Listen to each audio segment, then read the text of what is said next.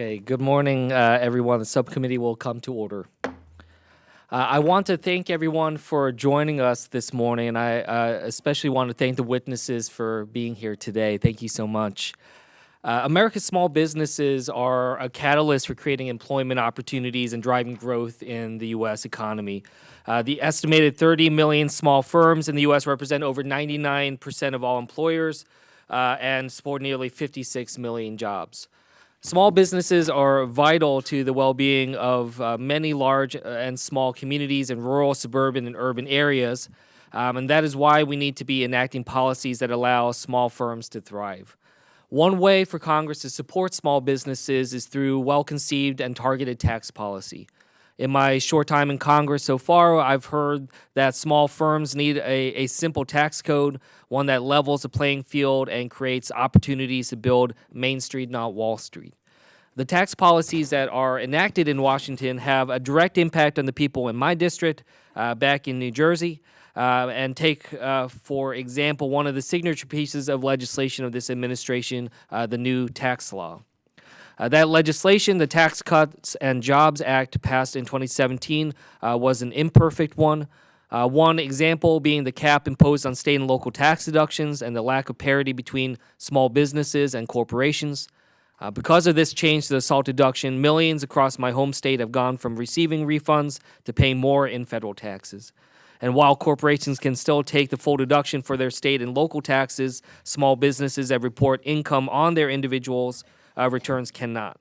These are issues that need to be addressed right away. But we are not here today to discuss all the aspects of the new tax law, but one provision that has a laudable goal to spur investment, economic activity, and ultimately job growth in undercapitalized communities. Over the last several decades, and particularly after the financial crisis, thriving towns across the country with vibrant main streets have seen their local economies decimated. As part of the new tax law, opportunity zones were created with the intent to give preferential tax treatment for investors in economically distressed communities with the hope that these investments will lead to increased economic activity throughout the area. At first glance, these new tax incentives appear to do what many other policy proposals and programs have attempted or failed to do: bring much-needed capital, economic development, and jobs to those communities that need it most. Unfortunately, like many tax incentives, there are opportunities for abuse and few guardrails around the program, which could result in lost opportunity and thwarted congressional intentions. The overall structure of the tax incentives centered around opportunity zones leave many questions unanswered. The centerpiece of the tax incentive is continued deferral of capital gains on previous investments and complete elimination of capital gains tax on gains within opportunity zones that are held for more than 10 years. While this sounds like a reasonable trade-off, it begs the question of what sort of investments will be made, by whom, and what will be prioritized to ensure economic growth, prosperity, and job growth in the near and long term. And while investments can be made in virtually any business or asset, reports indicate that most of the money is flowing towards real estate as opposed to small businesses already operating within the opportunity zone. When an investor buys a property, makes some improvement, and sell it to someone else for a higher price while deferring capital gains, investors, fund managers, and real estate developers benefit, but there doesn't seem to be much benefit to the broader community. Further, with no minimum or maximum investment requirement, few restrictions on who may make investments or set up an opportunity fund, and no public reporting requirements, we must determine how best to measure the success of this new tax provision to determine if it meets the intended goal. And like any new program or tax benefit, we must ask whether our agencies have the proper tools and resources in place to combat waste, fraud, and abuse.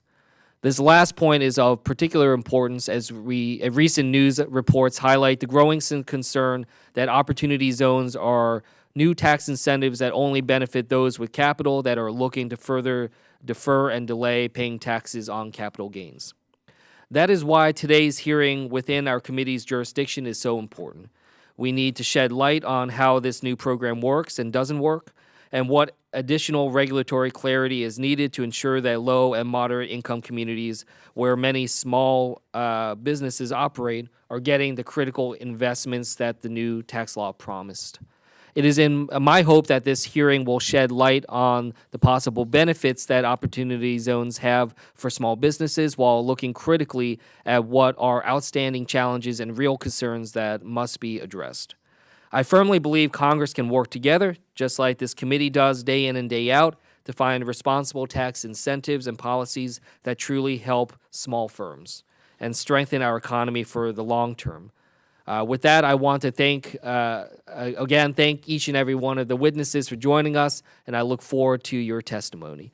I would now like to yield to the ranking member, Mr. Hearn, for his opening statement. Thank you, Mr. Chairman. Mr. Chairman, if I may, I would ask for just a moment of silence for our colleague Elijah Cummins and his family, if I could. Please, just for a moment of silence, please.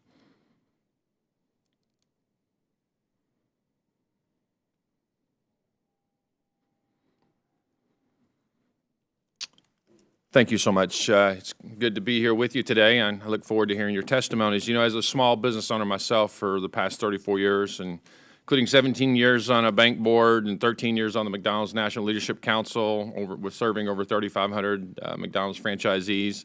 8 years of that, I was the ombudsman, 5 years as the national chairman of the systems economic team, 5 years on the corporate tax policy team, 8 years on the insurance policy team.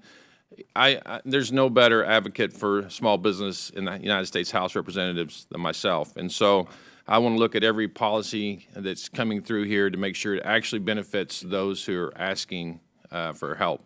By generating 2 out of 3 jobs in business and across America, this economy depends very heavily on small business, not only small business as we know it, but also the incubators for the large businesses of the future. From traditional brick and mortar storefronts to highly specialized manufacturers, small businesses and entrepreneurs and startups are transforming how business is getting done these days. We must continue to work in a bipartisan manner to ensure that all small businesses operate within an environment that is free of overly burdensome regulations and in an environment that allows them to create jobs and expand. That is why it is important that we are going to be discussing another bipartisan idea that has been implemented and making progress across the country, opportunity zones. As a way to jumpstart economically distressed areas of the nation, the Tax Cut and Jobs Act included a provision to authorize Opportunity Zones programs. This program provides stepped-up tax enhancement for individuals that reinvest their capital gains in targeted economic areas. Opportunity Zones represent a unique working relationship between the federal government, state and local municipalities, and the private sector. Although similar to programs of the past, Opportunity Zones have been created with flexibility to ensure utilization. Within my state of Oklahoma, there have been 117 Opportunity Zones designated. Moreover, approximately 380,000 Oklahomans live in these designated boundaries. In my congressional district alone, Oklahoma's 1st congressional district, we have 23 designated zones. In order to direct investments properly, qualified opportunity funds must be created. Although recent headlines have suggested this program will only benefit certain business sector, this hearing will allow members of the subcommittee to explore how small businesses can better interact with these designated zones. We know that small businesses are the nation's job creators, and thus, when jobs are created in communities, neighborhoods are transformed. The 2 rounds of guidance from the Department of Treasury and the IRS have continued to clarify the roles of businesses within this program. The first round of regulations was published in October of 2018, and the second round came out in April of 2019. With the program in its infancy, we need more information on how investments are being shaped and how dollars are flowing to projects. This information will be critical as we assess its effectiveness. I look forward to hearing from our witnesses on how this program has been implemented and the steps that have been taken to spur economic development. I know this hearing will provide even more clarity for small businesses across the nation. And with that, Mr. Chairman, I yield back. Thank you, Mr. Hearn. The gentleman yields back. And every time we have one of these hearings, I'm always reminded about how grateful we are and lucky to have your expertise as a small business owner and someone who can really help make sure that we focus in on where the rubber hits the road and making sure we can get things done, which is very much the intention of this subcommittee. The ranking member and I both want to make sure that we can move forward, just thinking about what's best for the small businesses. And we come into this hearing with an open mind, just really trying to get at the best understandings of what we've seen so far, trying to glean best practices, and trying to understand where we might be able to go from there to the benefit of small businesses, whether in Oklahoma, New Jersey, or elsewhere around this country. If other committee members have opening statements prepared, we would ask that they be submitted for the record. I would just like to take a quick minute to explain the timing rules. So each witness will get 5 minutes to testify, and the members get 5 minutes for questioning. You have a little gizmo in front of you, which is our lighting system. The green light will tell you when to begin. The yellow light comes on when you have 1 minute remaining, and the red light will come on when you're out of time. And we ask that you do your best to stay within the time frames to the best of your ability. I just want to quickly introduce our witnesses before we proceed. I'd like to introduce Mr. Brett Theodos. He directs the Community Economic Development Hub at the Urban Institute, where he is a senior fellow in the Metropolitan Housing and Communities Policy Center. His work focuses on economic and community development, neighborhood change, affordable home ownership, consumer finance, and program evaluation and learning. Thank you for coming. Our second witness is Mr. Aaron Siebert, the Managing Director of the Social Investment Practice at the Kresge Foundation. Prior to joining the foundation in 2016, Mr. Siebert served as Executive Director at J.P. Morgan Chase Bank, where he was involved with community development banking, focused on new market tax credits and historic tax credit investing. Welcome, Mr. Siebert. Our third witness today is Ms. Jennifer Vasiloff, joined Opportunity Finance Network, OFN, in 2017 as Chief External Affairs Officer, a role capitalizing on her 16 years of experience in promoting and strengthening the CDFI field. Ms. Vasiloff leads the organization's efforts to raise the profile of CDFIs, particularly at the national level. Welcome, Ms. Vasiloff. I'd like to now yield to our ranking member, Mr. Hearn, to introduce our final witness. Thank you, Mr. Chairman. Our witness is John Lettieri. Mr. Lettieri is President and CEO and co-founder of the Economic Innovation Group, also known as EIG. EIG is a leader on economic policy matters and an innovator of policy solutions that powers America forward. Mr. Lettieri has previously served as a staffer in the United States Senate and as a Vice President of Public Policy and Government Affairs for the Organization of International Investment, with a focus on economic development. Mr. Lettieri has also testified in the past on Capitol Hill on the topics of opportunity zones. Mr. Lettieri, we appreciate you taking your time away from your company to talk with us today. Thank you. Great. Thank you so very much. And again, grateful to have all four of you here today. Why don't we just jump right in? Mr. Theodos, you're recognized for 5 minutes.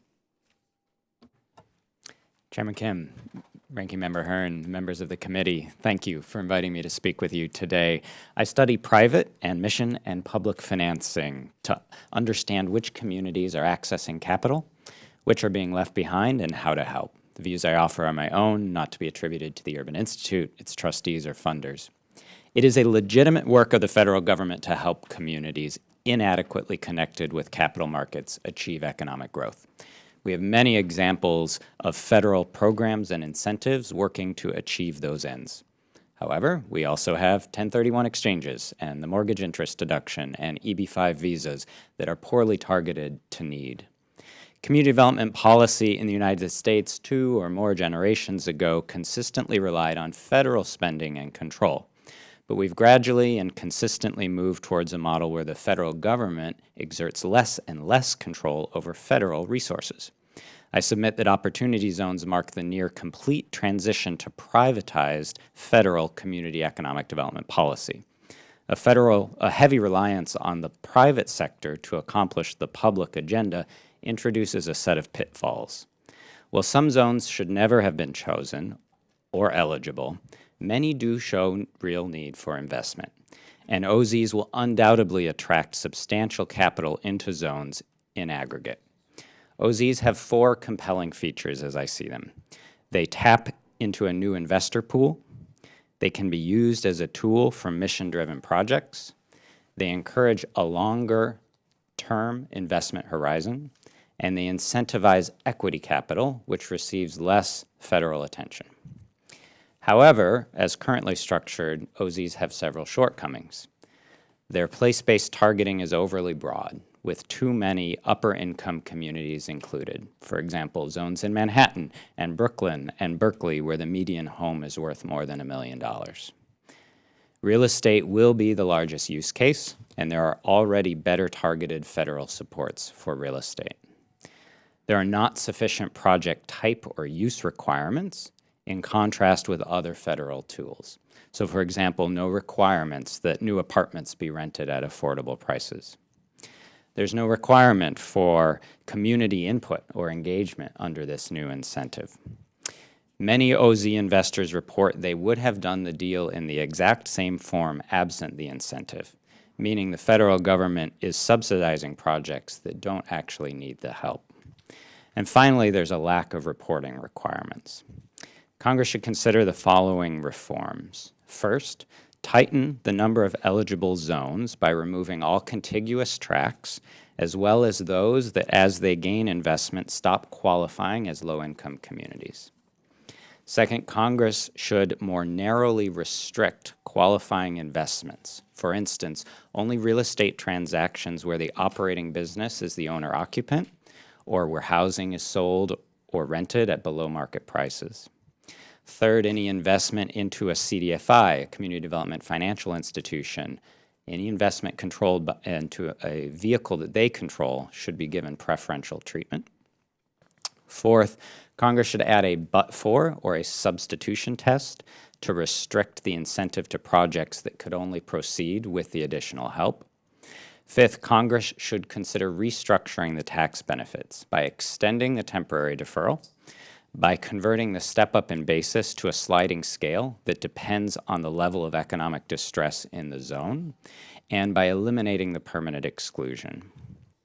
Finally, Congress should require transaction-level reporting for all OZ investments on who, what, where, when, and how much. So who the investors and the investees are, what the investment was for, when the investment was made, where the investment went, and how much was invested.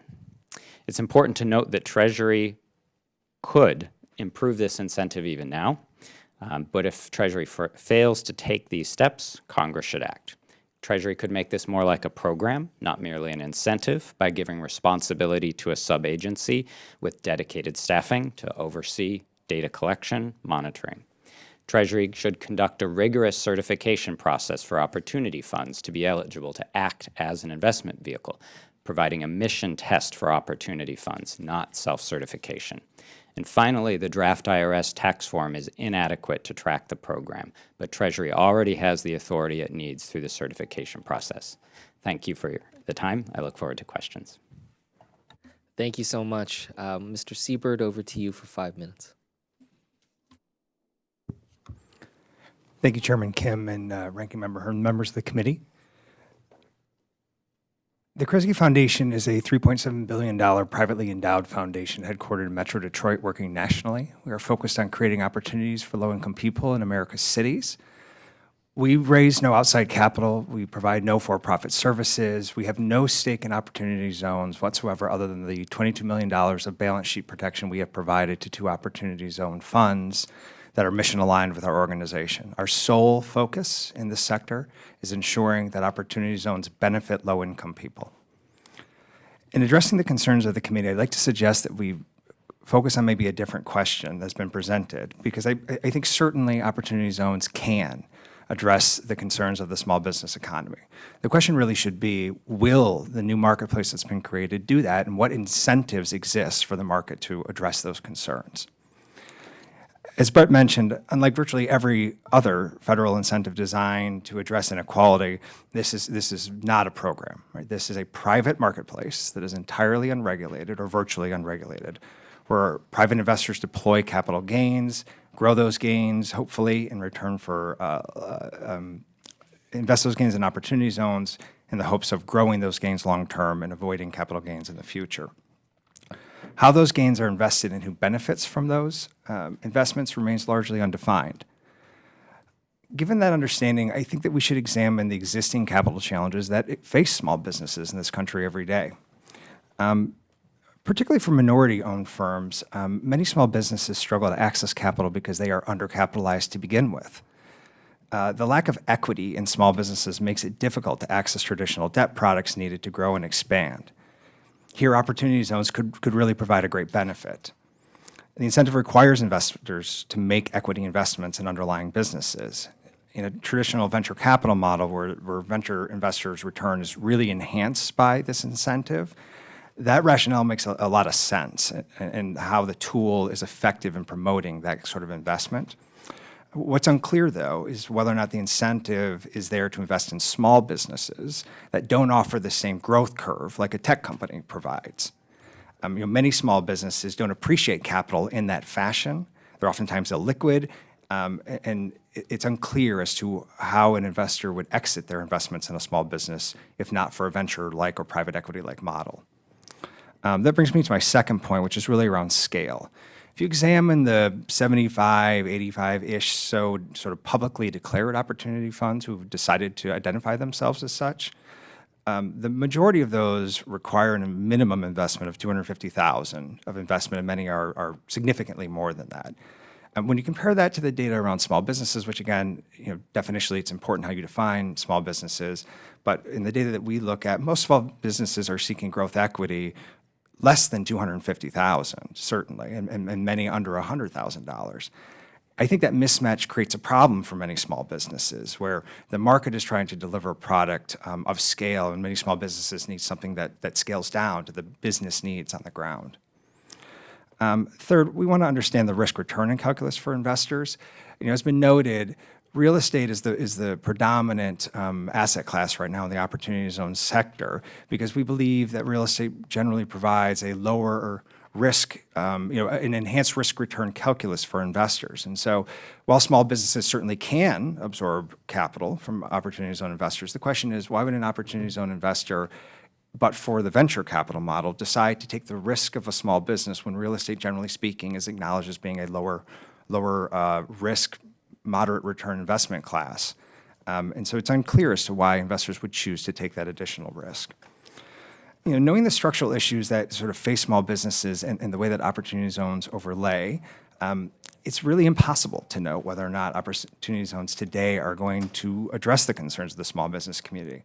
Because of the way the legislation was structured, there's no disclosure or accountability built into this marketplace.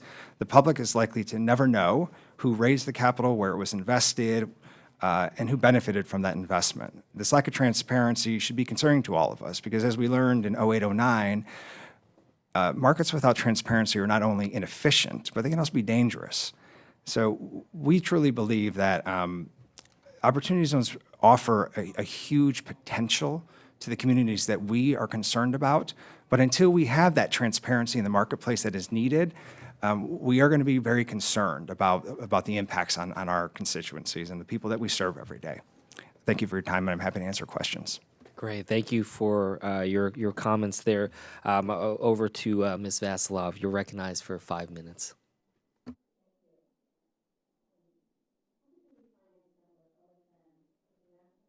Sorry, there we go. Opportunity Finance Network is OFN, is a national network of community development financial institutions, CDFIs. CDFIs are mission-driven community development banks, credit unions, loan funds, and venture capital funds, investing in opportunities that benefit low-income, low-wealth, and other under-resourced communities across America. Currently, there are more than 1,000 CDFIs certified by the Department of Treasury's CDFI Fund. Nationwide, the CDFI industry manages over $185 billion in assets. With cumulative net charge-off rates of less than 1%, CDFIs lend prudently and productively in markets often overlooked by conventional financial institutions. CDFIs are the boots-on-the-ground experts in that have been operating in opportunity zones and other disinvested communities for decades. As soon as the opportunity zone provision became law, CDFIs across the nation began reaching out to investors, community residents, and other partners excited about the potential of this new community development tool. Many CDFIs devoted significant resources to exploring how to attract Opportunity Zone investors to the projects with high mission impact that CDFIs specialize in. Regrettably, we have found that the Opportunity Zone tax incentive is not a good match for the kind of neighborhood revitalization deals of interest to CDFIs, particularly those targeting small business. Our member CDFIs tell us that investors expect double-digit returns, prefer real estate to small business investments, and largely shun the more challenging areas that need an infusion of capital the most. As a result, relatively few CDFIs are moving forward with establishing their own opportunity funds. Among those that are, an even smaller number are planning to concentrate on investments into small businesses. The structure of the Opportunity Zone incentive is better suited to investing in a new business choosing to locate in an Opportunity Zone rather than a business already operating in the community. As important as launching a startup venture might be, the health and growth of existing businesses is also critically important, particularly businesses that employ community residents. Two CDFIs that are trying to use the Opportunity Zone incentive for small business investment are Community Reinvestment Fund, headquartered in Minnesota and targeting the upper Midwest for their Opportunity Fund, and AltCap, a CDFI serving the Kansas City market. These experienced small business CDFIs are launching opportunity funds with the goal of investing in operating businesses. OFN strongly supports their efforts and looks forward to highlighting their work. However, both organizations have encountered obstacles and face competition from opportunity funds that are not as mission-driven or as focused on the small business community. Separate from the limited role of the CDFI industry is likely to play, OFN is concerned that community residents, Congress, and other stakeholders will have limited information on how the Opportunity Zone tax incentive has operated due to the anemic data collection currently required by the Internal Revenue Service and U.S. Treasury. OFN has advocated for comprehensive data collection that will show where an Opportunity Zone investment is being made, the results of the investment, and the impact on the targeted community. The modest level of data collection currently planned by Treasury should be significantly expanded to get the full picture of the impact of Opportunity Zone investments. In the absence of an adequate federal data collection protocol, OFN contributed to and strongly supports the Opportunity Zones framework, a voluntary set of guidelines created in partnership with the U.S. Impact Investing Alliance, the Beck Center at Georgetown University, and the Federal Reserve Bank of New York. The framework identifies best practices, a reporting framework, and a shared goal of measuring outcomes. My colleagues, the Kresge Foundation, Urban Institute, and Economic Innovation Group were all contributors to the framework. OFN also supports the bicameral bipartisan legislation that has been introduced to establish reporting requirements for Opportunity Fund investment. In summary, the Opportunity Zone incentive is a poor fit for CDFIs, a missed opportunity to take advantage of the experience, mission commitment, and expertise of this nationwide network of community development finance professionals. Unfortunately, new investments in small businesses incentivized by the Opportunity Zone tax benefit are likely to be disappointing also. OFN encourages members of this committee to support stronger accountability measures in the Opportunity Zone program and to consider other approaches to foster small business development in underinvested communities, including those leveraging the nation's network of community development financial institutions. Thank you. Why don't we go on to our final witness here, Mr. Lettieri. You're recognized for 5 minutes. Thank you, Mr. Chairman, Ranking Member, for inviting me to testify. EIG was a leading proponent of the concept behind Opportunity Zones, and I believe it can provide a new lifeline to struggling communities if implemented properly. While there have been a number of previous federal incentive programs aimed at boosting economic activity in underserved areas, Opportunity Zones is a sharp departure from past precedent in its scope, flexibility, and its structure. Perhaps for this reason, it's generated enormous interest from a wide variety of stakeholders. While the incentive was designed to meet a wide variety of needs, its central purpose was to support new businesses and existing small and medium-sized firms in need of growth capital. The topic of this hearing is specifically whether Opportunity Zones can help address concerns in the small business economy, and here I think it's important to distinguish between small businesses and new businesses, because policymakers generally devote too much attention to the former and not nearly enough to the latter. It is specifically new businesses that grow and add employees to which most net new job creation can be attributed each year. It should therefore be of concern that new business formation was abysmal in the wake of the Great Recession, both in terms of the startup rate and the number of new firms created, as well as the geographic distribution of those firms. The latest figures on business startups show no real rebound, making entrepreneurship one of the few indicators that have failed to meaningfully improve. Capital access is especially critical for early-stage businesses, and it is noticeably weak in Opportunity Zone communities. This policy could therefore help fill an important equity financing gap and allow entrepreneurs to stay in their communities to build economic opportunity and wealth for local residents. However, we should be clear that while vitally important for growth-oriented companies, equity capital is not always the right source of financing for local businesses. No one policy can fit all needs. I want to talk about early market activity as we see it around the country. And though it's still early in the life of this marketplace, the Opportunity Zones incentive is already being used to support a wide range of investments across the country, as Congress intended. However, most of the early investment has indeed gone to various types of real estate developments, and that's for a few simple reasons. One of the main factors is that improving the built environment is often a crucial first step in bringing people and businesses back into a community. But a more pernicious factor is the fact that the regulations governing business investment through Opportunity Zones have been slow and unclear.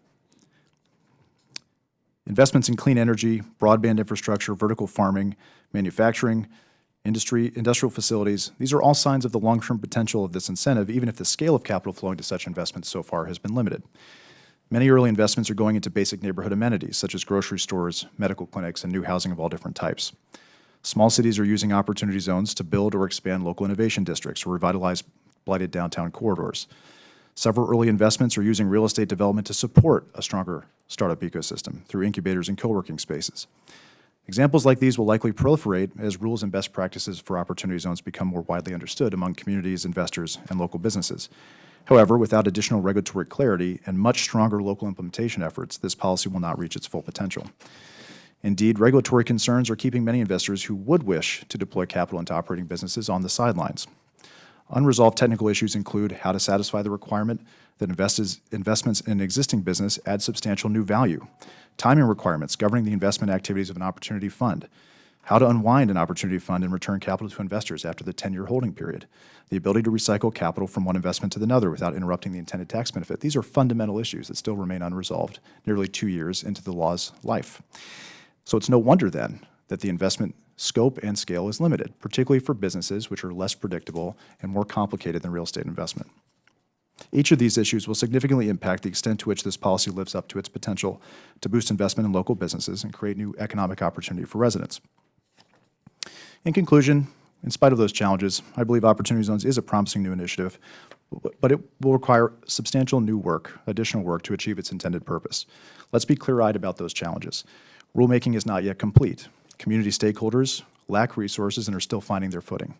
The philanthropic sector, which could be playing a much more meaningful role, has been slow to engage. And investors generally remain hesitant to invest and make long-term commitments in areas where they previously might not have considered investing. That this is hard work should come as no surprise. As a country, we've largely neglected the underlying challenges of disinvestment and decline that this policy was intended to address. There will be no overnight success stories, but with the right tools and a much greater commitment of resources, I believe Opportunity Zones can be an important first step in a new movement of place-based policymaking. Thank you. I look forward to taking your questions. Thank you, and we appreciate everything that you shared with us, and we'll jump into questions. I'll start by just recognizing myself for a few minutes here, and then we'll quickly move on to some of my colleagues. We're here today, as we said, to talk through some of the imperfections in this system, try to shed light on how we can move forward. Certainly is something that is of high interest in my own district. We have 6 zones in my district, 18,000 residents within those zones. There's a saying in management that you cannot manage what you cannot measure. And one concern that I've had about the opportunity zones is the lack of established reporting requirements that don't necessarily provide us with a great measure of success. And we walk a fine line here because we also want to make sure that while ensuring accountability, it's not so much that it suffocates the program or the effort that we're trying to get in. That's something that Ranking Member Hearn and I have both really committed to is really just trying to make sure that we're not overly burdening, especially small businesses and others. But we also are just trying to think through this. So I think for me, what I'd like to ask you is, As we're trying to think through, we'll get to the point about what kind of information you think we would need to know. But I'd like to just start at the more fundamental level of just how would you measure success of this new tax incentive? How would you go about doing this? Is this something that we should look at in terms of job creation or economic growth within these communities, or is there some other measure? I'm kind of first interested in seeing, what would you look at to be able to then come back and tell us, down the road that this has been successful. So if you don't mind, maybe we'll just start with you, sir, and we'll move on down. So I think in terms of intermediate outcomes and longer term outcomes. And my key intermediate outcome is, where is the OZ capital going? And if the OZ capital goes to the 10% best off zones, if 90% of the capital goes to the 10% best off zones, then we're a situation where we can already articulate that this incentive is not working well. If what we see is a broad diffusion of capital across all of the zones, and that even the most disinvested zones are benefiting from this incentive, then we're set up in a position to believe that this might be helping in a broader and more meaningful way. We don't have the insights at all to be able to answer those questions. So those are my intermediate. Longer term outcomes are also fairly clear and straightforward. It's about job growth, it's about firm creation, it's about wealth creation for residents in communities that have historically lacked access to wealth. I don't know if everyone wants to comment on this, but just go down the road if anybody else wants to say anything on this. I mostly agree with Brett, although I am, we come from the position of what is in the interest of low-income people. And so ultimately for us, when we think about economic inequality, it is really about the economic mobility of low-income people, right, which is really about real wage growth in low-income households. As noted, the lack of transparency makes that virtually impossible, and it's lagging data. It is almost entirely a long-term analysis. I think what I would urge the committee to reject is the false equivalency between the lack of access to capital contributing to the anemic growth in businesses, which is absolutely true. Then therefore, more capital must then cure that anemic growth. I don't think that we can say that. If that were true, if more capital meant more growth, then folks in all of your districts would be screaming for more subprime lending in their communities, right? We moved billions of dollars of subprime lending through low-income communities across this country, and it didn't help, it hurt, right? So it is not about the volume of capital that moves through. It's about the kind of capital that moves into these communities and who it is designed to benefit. So I don't have a short-term answer about how we measure that. I just know what has worked in the past, and we have some examples of more program-like federal programs like the low-income housing tax credit, the new markets credit, federal mortgage insurance, other things that have been designed to help low-income people that over a long period of time have shown some success in encouraging economic mobility. This tool may become the thing that really drives economic growth from a household perspective, from a low-income people perspective, but it is far too difficult to tell, and without the data that has been urged to be collected by the folks testifying today, I don't know that we'll ever get that answer. Okay. Just in the short time we have, if any last comments for the two of you, and then we can get back to this after we talk to some of the other colleagues. Just very, very briefly to sort of double down on the need for really any data collection. It's hard to define success or measure success when so little information is being asked of participants in this program. And as Aaron mentioned, there are other examples like the new markets tax credit where participants in that program are required to provide a lot of information on the transaction level basis. Systems are in place, CDFIs abide by them, as well as other participants in that particular program. I think something comparable could be put in place for opportunity zones. Okay. Yep. If I could just briefly, I want to mostly agree with what everyone said and strongly disagree with a couple things. One, I think we all agree on the need for reporting requirements, something that EIG has led the charge on legislatively and in our comment letters to Treasury. So there's no disagreement, I think, on this panel about that. However, I think we're better off looking at this as a policy experiment in light of the large-scale failure of many other programs with a similar intention. and somewhat similar structures to each other to achieve the intended results of stimulating widespread and large-scale economic growth in low-income areas. We don't really know at scale what works, particularly with this new policy. And so you don't just look at the federal incentive, you look at what are communities actually doing. Let's not ignore the fact that states and localities have a vast toolkit of policy and regulatory tools. There are local anchor institutions and partners and philanthropies that can play a part. And we can't judge a place that had none of those assets activated in the same way that we judge a place that had all of those assets activated on behalf of their Opportunity Zone strategy. So we need to look at what places are actually doing to implement locally what is, at its best, a powerful federal tool, but one that doesn't have any kind of mandatory uptake. A community can choose to use it or not. They can choose to have a strategy or not. And if they don't, we should naturally then expect weaker results in those communities. Okay, great. Well, hopefully we'll get to a second round of questions, but I just want to quickly hand it over to my ranking member to follow up. Thank you, Mr. Chairman.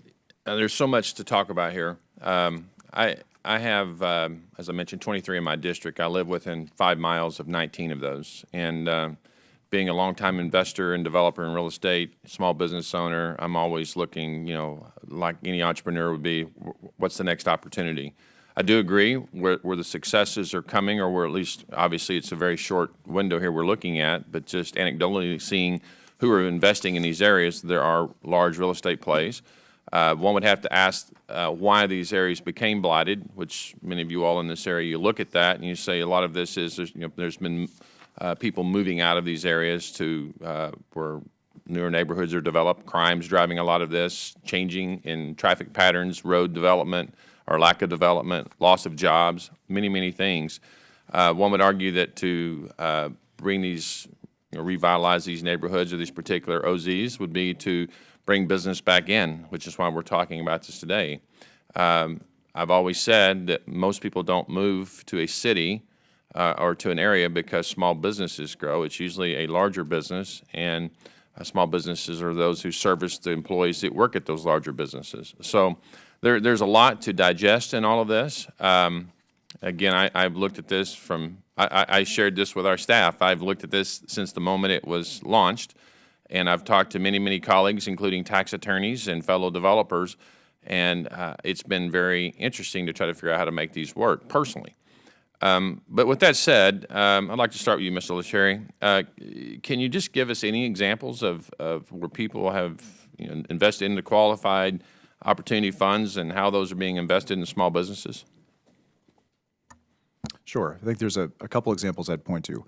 One is we see some interesting sectors emerging with opportunity zones in use. One of those is vertical farming. So you see there have been a number of vertical farming companies and businesses that have started up either to invest in that sector or as businesses qualified for opportunity fund investment. And so that seems to be a sector that in the early stages, with the limited regulatory clarity that we have, still nevertheless works well with the nature of the incentive. As I mentioned in my testimony, a lot of the businesses that are seeing support from opportunity zones thus far are local amenities like grocery stores and medical clinics and things that we would want to take for granted in any kind of stable community.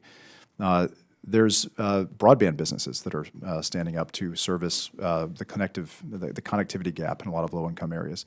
So there's a lot of creative use cases in the business space that can be used. But I want to, again, underscore opportunity zones as an equity incentive.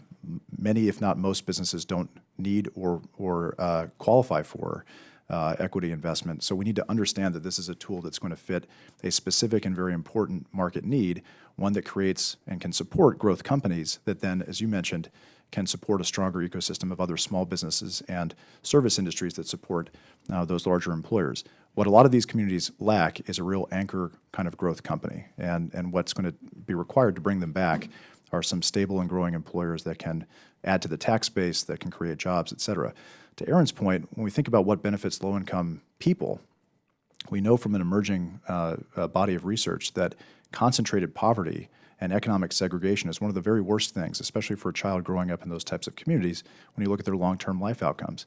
When you think about growing up in a concentrated poverty area or a distressed city, services are often lacking, schools, ambulances, fire trucks, police, those are things that they can't take for granted the way we can in more prosperous areas.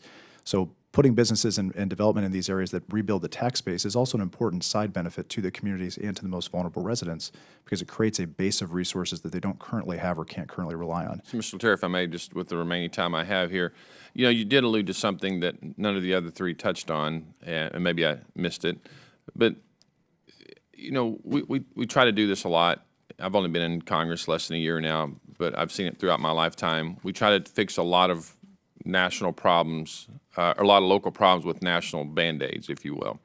And I realize it's around the tax code that we do that. But it seems to me that the people and the entities that are most equipped to fix these areas are the communities, the cities that most of these areas lie, or the states that they lie in.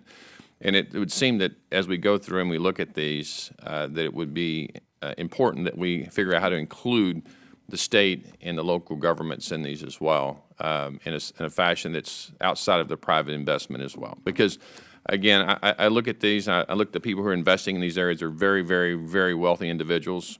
The money knows no politics, and so it's really about return opportunities. And I look forward to listening to the rest of the questions today and us coming out here with some solutions as we go forward. But I do agree the reporting is just so critical.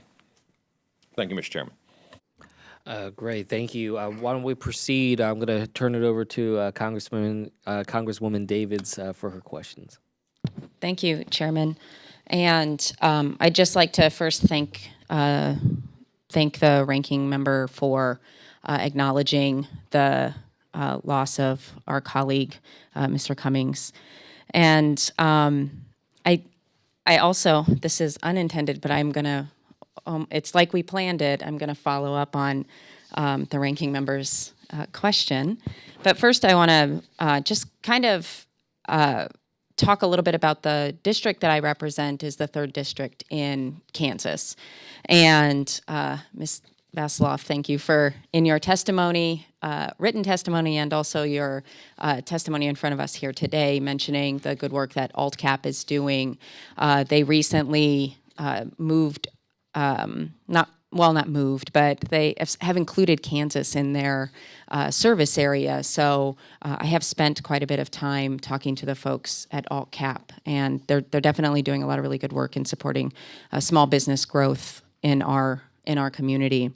So I know the hope for increased investment in opportunity zones it's definitely exciting and it's promising, and that there are a lot of factors to consider and oversight, especially from what we've heard today, oversight that needs to be done to ensure that the progress from this program or incentive is equitable and that it's sufficient. Kansas, the state of Kansas, has 74 designated opportunity zones, and those are in a lot of different kinds of areas: rural, industrial, urban, suburban.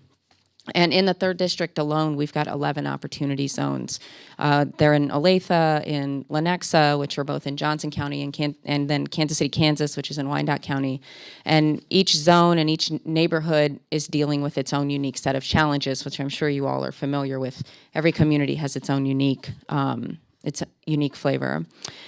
We want to do everything we can on this committee to support and promote small business growth and making use of investments in the way that we can.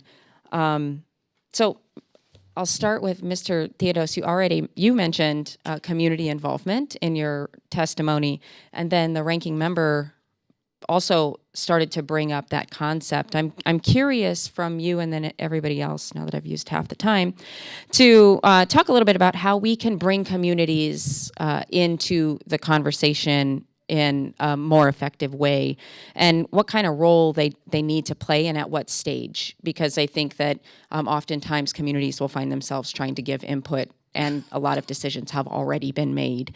So if you could talk a little bit about that, it would be appreciated.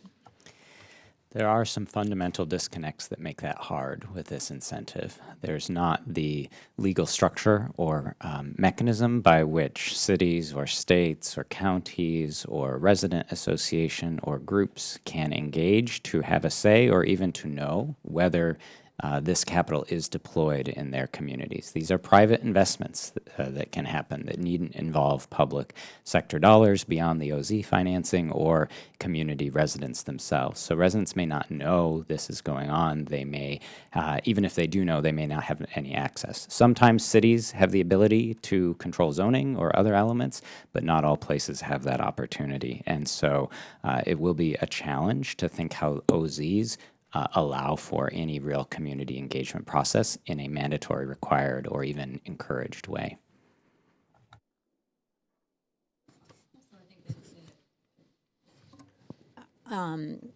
You can use this incentive anywhere, and so you sometimes have the inadvertent dynamic of communities almost competing with one another for access to these investors. So in the conversations we've had with some of our members, particularly I think some of the rural opportunity zones maybe don't have some of the other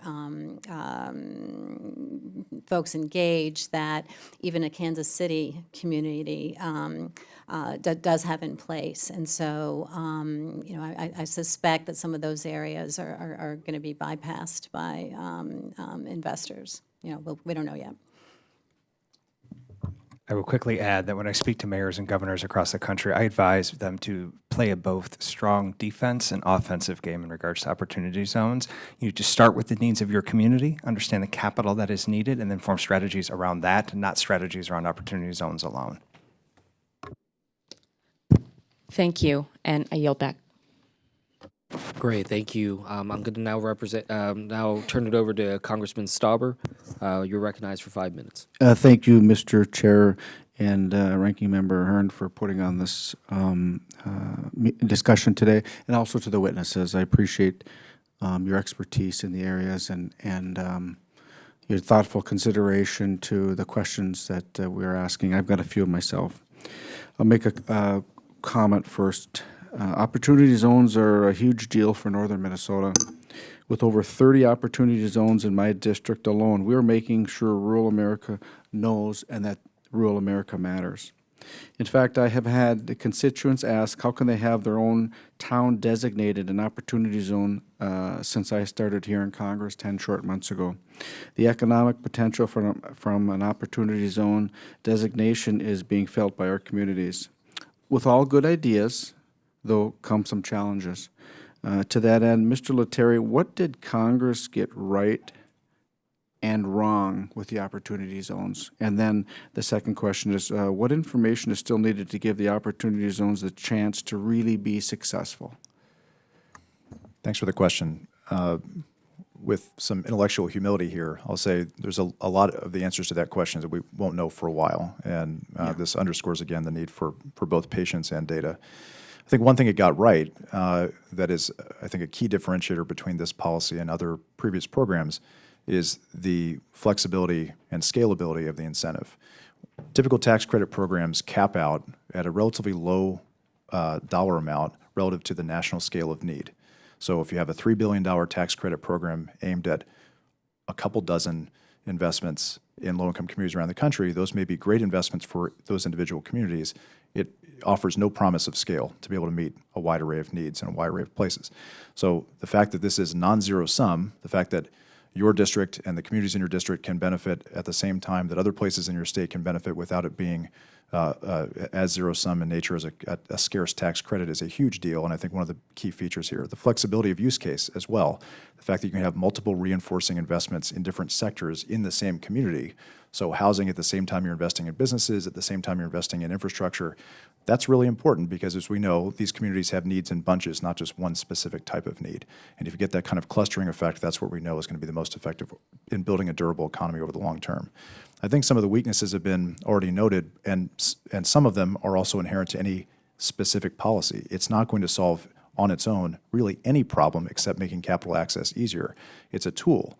It's not a strategy in and of itself. To the Congresswoman's question about what communities can do, one thing that really enhances the market opportunity for communities and gives them more control is doing what they should be doing anyway, which is assessing what are our needs and assets, What is our vision for how we want opportunity zones used? How do we pitch that to the private sector? And about 50 cities have already done that through an opportunity zone prospectus led by an organization called Accelerator for America, which is a group of mayors around the country. That's a great way to assess what are our needs. Let's take stock of our assets. Many of these assets are publicly owned and doing nothing for the community and not presenting any value to investors either. And so activating those latent assets is a huge deal, and opportunity zones gives us the chance to do that. I appreciate the answer. One of the things that I look at, I too am a small business owner going on 30 years. And so one of the things I look at is the ability to, to access capital. That's tough for many small businesses. But I have to just say from the three other witnesses from this small business owner, I just felt like there was more government layers that you would like to put in place.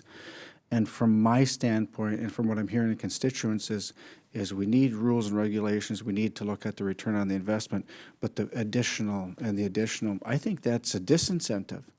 I think that the government is not necessarily the answer all the time. And this public-private partnership, I think, has that ability.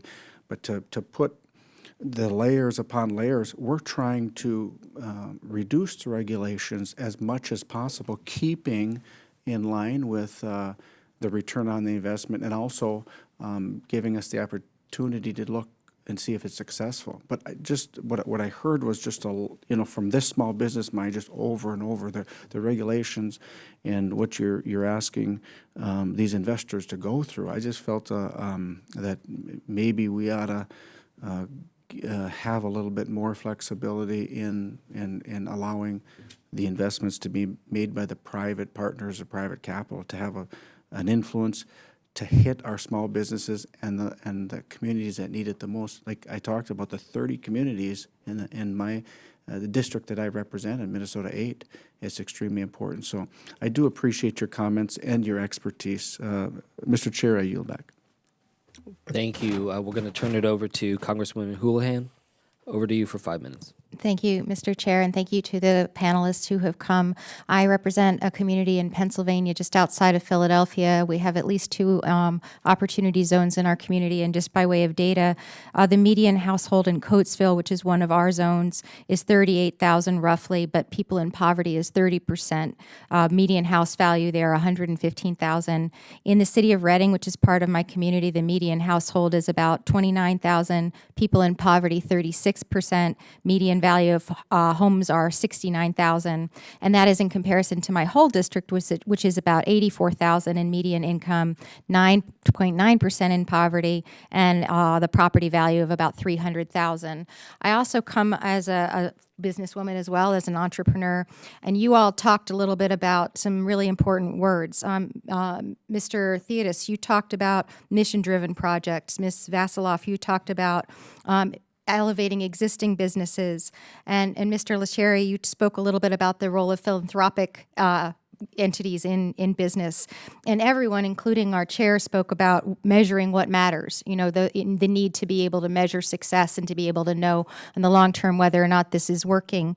Can you all speak to the degree that you can about your thoughts about vetting standards for the companies themselves? And let me get some specifics about that. Recently, the Business Roundtable CEOs talked about the market signals that are talking about the importance of companies that are thinking about people and planet as well as profit, a shared prosperity, an inclusive economy, the importance of finding companies that are not only thinking about maximizing their shareholder value, but also thinking about the triple bottom line. Is it something that you would consider as being a viable opportunity if we asked of these companies that are coming into these communities, or these companies existing in these communities already, if they held to a certain standard of corporate social responsibility? I would encourage the use of federal resources to be in advancing community benefit and need. This isn't simply a regulation. This is actually federal spending. And so when we think about what we're getting out of it, we should, in fact, desire to get out of it what we should and want to benefit. And the nice part about how this was initially designed is there's a certification process in place for opportunity funds. And funds could be legitimate gatekeepers if they are certified to pick and invest in mission-driven projects. As currently advanced by Treasury, there is a self-certification process which allows any actor to step through the door in a way that does not steer or any way direct the program or the dollars towards mission-driven projects. Thank you. Anybody else would like to contribute to that? I would just say quickly that while I agree that it would be nice for that to exist, we do have a voluntary framework that's been put forward by philanthropy, and there have been we've put forward our own, and the uptake as a percentage of the identified industry is relatively small today. The ranking member mentioned the reasons that these communities are distressed to begin with, and I don't think that we should ignore, or I don't think we should ignore the historical conditions that led to disinvestment in these communities, particularly concentration of poverty, really driven by racism and discrimination in many of these places. And while voluntary frameworks are useful for those actors who want to do the right thing, and we applaud the Business Roundtable for taking that action, right? We know capital doesn't flow to these places, not because these places aren't worth investing, not because there aren't good ideas or smart people or growing businesses, it's because the market doesn't value these places. And this incentive creates an opportunity, right? But without something further to nudge a market in the direction, I fear personally that what we're going to do is reinforce those stereotypes that exist in the way that capital flows currently. And I don't see any mechanism where we sit today to address any of that inequity, particularly racial inequity in a lot of these places. So I am all for voluntary frameworks. Right? We want every good actor to act to their fullest extent, but we believe that it may not be enough. I agree. I'd be concerned about anything that adds a new hurdle rate to already struggling areas. So things that may sound good in intention, but really come down to an eye of the beholder. So what is a mission-aligned investment? There's a lot of different ways to define that. Of course. And creating a national standard for such a wide variety of communities, I think, carries some potential downsides that may have exactly the opposite of the intended effect. And so it's the kind of thing where I'd want to see a lot more state and local agency and engagement in that kind of a process to shape the outcomes. Don't disagree. I guess my concern is when you are talking about the taxpayer dollar and resources that are benefiting communities, we should have some say in who gets the money, and we should have say in what sort of actors they are. And I do agree that there ought to be, in some ways, a voluntary process there, but also certainly one that incentivizes people to be good stewards to their communities. Thank you, and I'm sorry I run out of time. I yield back. Thank you, Congresswoman. Just a few other questions. Why don't we do sort of a quick second round here in case anybody else has some follow-up. I'll keep mine brief, but building off of the first question I asked just about how do we measure the success? The reason I wanted to just ask that was it helps me kind of frame then the question of what information do we need? If the four of you are in agreement to some extent in terms of needing to have some type of information, some type of reporting, I'd like to just try to leave this hearing with a better sense of what all you recommend we need in terms of the scope of that information and from who. Mr. Theodos, you kind of went through, if I remember, the who, what, where, when, and how much. Is that correct? Yeah, there's three things that I'd like to convey. First, the information needs to be collected not on the tax form, because we need to get the information out. And so we need the information collected not on the tax form. Second, what we need collected is that simple who, what, when, where, how much. Every investor ever has known those details about every investment they've ever made. And so those are not cumbersome reporting requirements. Those are basic inventory tracking. So very straightforward, not cumbersome. And then the third important step is we need this information distributed publicly so that Congress and mayors and governors and others can know, including community residents, how their federal resources are being deployed in their district. Yeah. Well, using that as just sort of a framework for discussion, what would be the reactions from the three of you? Are you in agreement with that approach of framework? Do you think there needs to be more or less information? That'd be just helpful for me to understand. I think this is an area where there's a lot of agreement. And in fact, there's a bill in the House that you all have the opportunity to support that would go a long way towards putting some of these things in place that I think all of us are supporting actively. Okay. Same for the two of you in terms of that framework? Okay. Well, that's helpful from my end. Ranking member. Statement. I was really pleased with with the responses that we got from our witnesses today. One thing's since we are short on information, I would caution us of not trying to kill this program right off the bat here. I mean, there's been some comments made that became very political in narrative. I mean, I think you said, Mr. Siebert, that the racial and discriminatory, I can think of half of mine that are not in racially discriminated areas. They're where big industry change, moved abroad, left very large vacant buildings out near the airport. Industrial parks has nothing to do with racially discrimination or any of that kind of stuff. So I would challenge us to please keep this on a narrow. I mean, you all have some great ideas. I think you can expect what you inspect, and as the chairman said, it's very difficult to make hard decisions unless you really have some fact-based information. So I would challenge us, Mr. Theos. I think you nailed it perfectly. We have got to get this information. In our state, the lieutenant governor is in charge of managing opportunity zones. I think there needs to be a person that has the interest of seeing these communities grow, whether it is the mayors that can roll up locally into the state level. I do agree with you. It needs to be outside the tax process because, again, I can tell you that the largest investor in opportunity zones in our area is a very, very wealthy gentleman from the other side of the aisle that I'm on that wasn't investing in those areas until these opportunity zones came along. So in a free market society, capital will flow where it's incentivized to go and get the best ROI. And as long as our country is under a free market principles without government interference, that's what we'd always hope it to be. But again, I think we do need to know who's going there, and so that we can adjust, because currently all we're using is our census tract to define these areas, which may or may not be right. Maybe we need to have additional metrics to define how these opportunity zones are laid out and designated. So again, thank you, Mr. Chairman. No, thank you. I agree with you wholeheartedly. I think all of us kind of hit the same points. We all have different qualitative analysis that we're bringing to the table, stories that we've heard or examples, and your insights were incredibly important. I think the ranking member and I are, in agreement that, there needs to be more, and especially on the quantitative side, which I was glad to hear all four of you are in agreement of, and we will think through how best to be able to approach this going forward. We're all aware that the places in this country that need capital investment to bring back jobs and revitalize communities that these are incredibly important, and that we will only have this will only happen if small businesses are given the chance to be able to lead the way. You can look no further than my home state of New Jersey, where small businesses in my district simply need affordable access to capital and simple, fair tax policy that allows them to compete against big corporations. While opportunity zones have the potential to do this, there are still many outstanding questions and concerns that need to be addressed.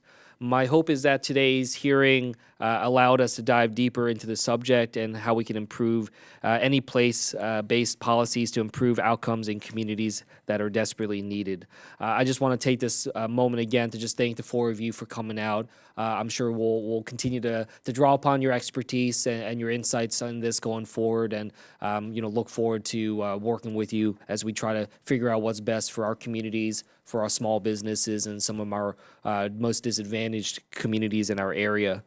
With that, I would ask unanimous consent that members have 5 legislative days to submit statements and supporting material for the record.